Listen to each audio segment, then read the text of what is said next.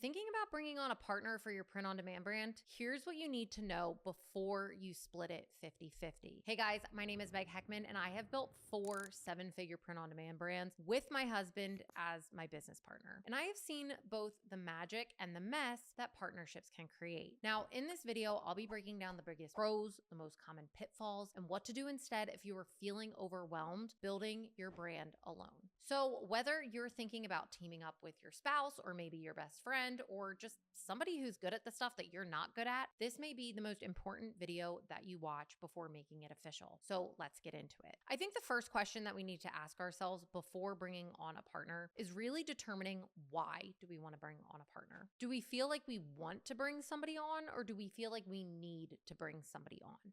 And the reason that I ask that is because starting a Shopify print-on-demand brand can be overwhelming and feel like a lot, between picking a niche and researching trends, designing, building your site, writing product pages, setting up Printify, setting up the ads. A lot goes into it, and it is a lot to carry on your own. So it's totally normal to think, if I just had a partner, we could split the work and go twice as fast. That's why I come back to the question, do you want a business partner, or do you think you need a business partner? Because partnerships that are made out of panic often turn into a long-term problem. You're solving an overwhelming problem with a commitment solution, and that works until it doesn't work anymore. So before you go into the 50-50 trap, here's something that most people don't think about when getting into a business relationship. Just because you split the business 50-50 doesn't mean that the work effort will be split 50-50. And when those expectations don't match reality, resentment can very quickly show up. In fact, this showed up very early on in my business partner relationship with my now husband, Chris. We didn't always have equal roles. And when you're young and you're starting a business together, you may have not been thinking it through 100% of like, it's never going to be equal, even though we were splitting the profits equally at the time. And I was the one who was handling a lot of the creative and the customer facing side and took up a lot more of just kind of busy work from me. Whereas Chris was more of the strategy and the person who was doing the advertising. He could be working in the ad account for a few hours and then he was kind of done for the day, versus I was putting up designs. I was working with designers. I was the customer service for a few years. Alone, when you start to scale a company, the customer service can take, maybe 4 hours, even more per day, until we were able to hire that out. So even though we were both pulling the weight, there were moments where I felt like I was doing more work than Chris was on the business. And that feeling alone can cause a lot of friction if you don't talk about it. Now, I look at this as a blessing for myself and Chris because we were able to work through a lot of those kind of disagreements very early on in our relationship. And I think that's kind of set us up now for marriage because we've already had these tough conversations. But imagine that same situation if this is with a friend or maybe a colleague, somebody that you're not married to or maybe even super close with. You may not have a shared life. You may not have a shared bank account. You may not have a shared values outside of the business. And if someone stops pulling their weight, what happens?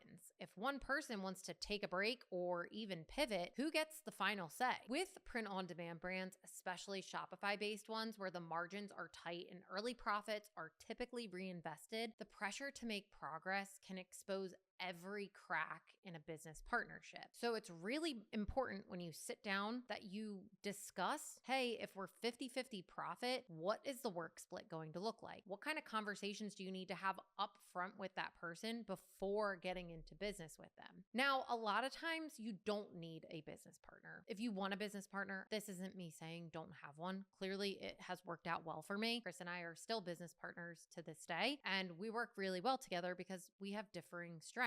Now, a lot of times I think people think they need a business partner, but really they just need a better setup and more clarity in the process. They need support. It doesn't always mean that they need to be splitting the business.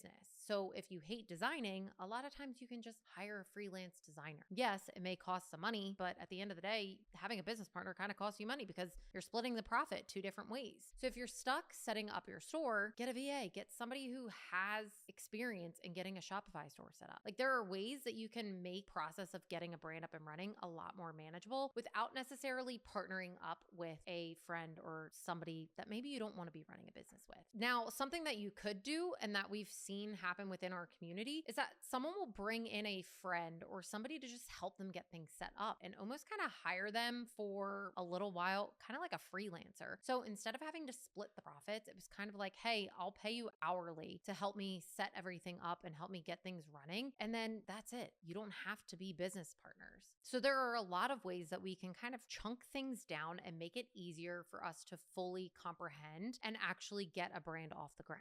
So instead of just jumping into a partnership, I would say kind of take a step back and let's take a look at everything that's happening. Now, like I said, I am not anti-partnership because I'm in a business partnership. And the first thing is that you have to have complementary skills. One of the reasons why Chris and I work so well together is that we enjoy different aspects of the business. Now, if we both really loved doing ads and we didn't really like doing anything else, our business relationship would definitely struggle because we'd both be working on the same area of the business and other areas would probably just get ignored. Versus I care about the areas that Chris really doesn't have any interest in and it works out for us. So if you are going to get some sort of business partnership, I would definitely make sure that you guys both like different areas of the business and that you kind of complement each other well. Now, the next thing that you need to discuss is having aligned goals and values. You both want the same kind of business. Do you want a lifestyle business versus a let's scale it and sell it business? What's the brand vision? What's the timeline? These are all things that you need to agree on up front because as you get into building a brand, you're probably going to find that things change. And if you haven't already had these conversations up front, it can be a little rocky and a little hard as you are going through all those changes while running a business. So it's always great to have these hard discussions up front. And that looks like who's doing what? What happens if one person wants out of the business? Who has the final say if we both disagree? Is there an LLC, a handshake kind of deal, format operating agreement? Are we going to get a lawyer involved and sign some sort of paperwork? These are the conversations that I mean. It's better to have these conversations up front before there's any money involved in the business. Because once money starts rolling in, that's when it can get very messy very quickly. So if you're wondering what kind of questions should I be asking a business partner before I bring them on, here are some of the ones that I would ask first. Are we both committed for at least 6 to 12 months, regardless of profit? So if we are making money or if we are not making money, are we both as interested in building this brand or do we have a difference of opinion here? Are our skill sets different enough to add value, but similar enough to align? So can we work on the different areas of business, but also still agree with the overall trajectory of where we want to take this brand? Next, can we communicate clearly and respectfully, even if we disagree? And finally, another question to think about is, are we both emotionally mature enough to handle the highs and lows of running a business? Because I have had some of my highest highs and I have had some of my lowest lows with running a business. I feel like a lot of times videos only will show the positives of I've made all this money, it's great, it's fabulous. A lot of times people aren't showing the low kind of hard days when you show up and you're just like, oh my gosh, this is hard. Why am I choosing to do this? It happens more times than none. So having that conversation up front is something that's very important. And like, are you both mentally stable in order to really manage these highs and lows? It kind of has worked out nice. I do have to say, one of the pros of having a business partner is the days that I kind of feel down, Chris tends to feel a little more uplifting that day and vice versa. So it kind of works out. We kind of balance each other. It's like, hey, look, I get it. Things are hard. Is the building on fire? No, everything's okay. It's just like today's an off day. So let's kind of just put our focus where the focus needs to go. Let's get through the day and tomorrow will be better. And it always is. But it's always important to kind of have that conversation with your business partner up front.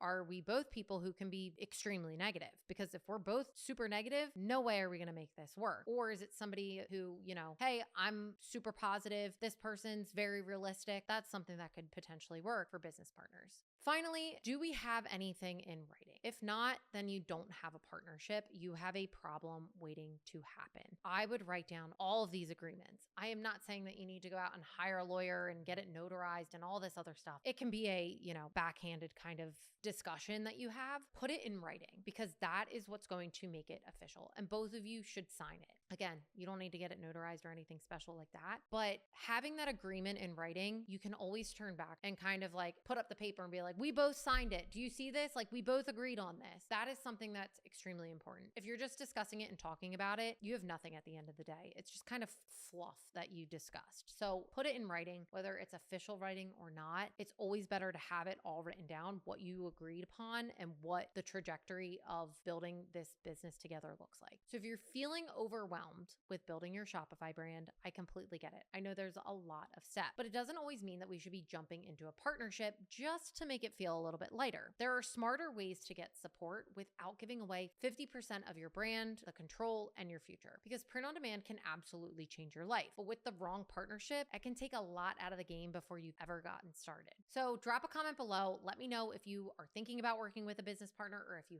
have worked with a business partner before. Would you do it again? And if you're building your brand solo, you are not actually alone. In fact, I've built a free school community where you can gain access to over 51 hours of training material. You can get checklists. You can get our templates. Literally, there's so many free resources in there for you to use, as well as access to a community of other people who are in the exact same position as you. We can really break it down and make it into bite-sized chunks where you don't need to feel like you need to get a business partner in order to make this business work. I hope that you guys enjoyed this video. Please like and subscribe to my channel. It would absolutely mean the world to me, and I'll see you in the next video.